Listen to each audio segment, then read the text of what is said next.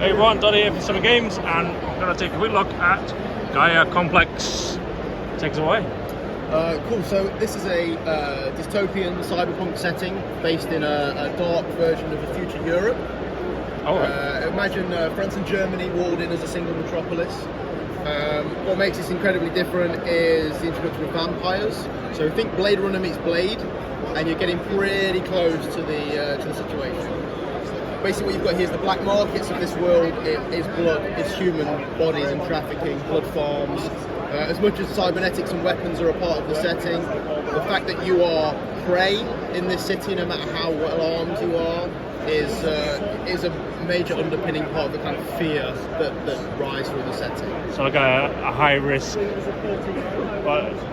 for the hunter, low reward for the player. Absolutely. That's what I was talking about. The feeling of oppression is a very ever-present part of the game setting. Nice. So people work in a city that's governed by an AI, and you have a cybernetic police force that kind of watches over the civilization of this whole metropolis. But this rising vampiric threat is kind of pushing civilization to the brink of extinction.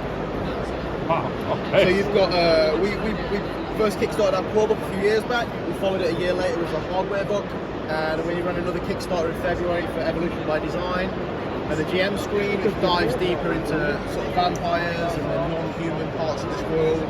And this is fulfilling to package in a couple of weeks' time. It'll be available in a few weeks on our web store, and then we're already about halfway into writing the next book. So we're on about a book a year roll at the moment. That's not too bad. And I write it all, do the layout, and I work with a single artist. So we have a lot of consistency of the way the brand looks. One artist does all of the art for this.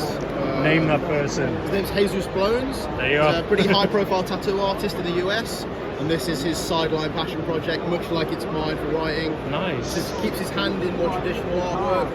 As you can see, it's very vibrant, very beautiful, and it gives us an opportunity to explore a lot of visual media as well. It's one thing we've noticed on the way around is like we're asking more who the artists are. Yeah. It's not like we're having a dig at people. It's just like we want to know, because are you going with like mainstream companies, or are you finding independents? Yeah. And everyone's saying like it's more independent people, and you saying like it's a tattoo artist is like immense, because their imagination's off the charts. If you look on the opposite side of this stand, right behind here, there's a board game being promoted called Schism.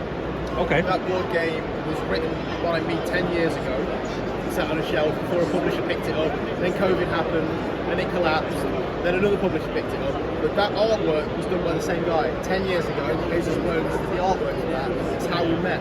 I commissioned him to do artwork for my board game 10 years ago, and now 10 years later we're working together again on an RPG, just through mutual respect for each other's work. I bet you pick up the phone and be like, I'm in. yeah, beautiful. So yeah, I'm really happy with how it looks. And, the dice look amazing. How about we? Yeah, D12s and D3s for the system. Okay. So D12 roll under system for the standard, and then we use D3s for damage to keep it nice and tight and avoid big swingy results in damage resolution. That makes it fair. I managed to source these funky little jelly bean looking D3s. You can get them in slightly less ridiculous colours as well, but they roll really nice.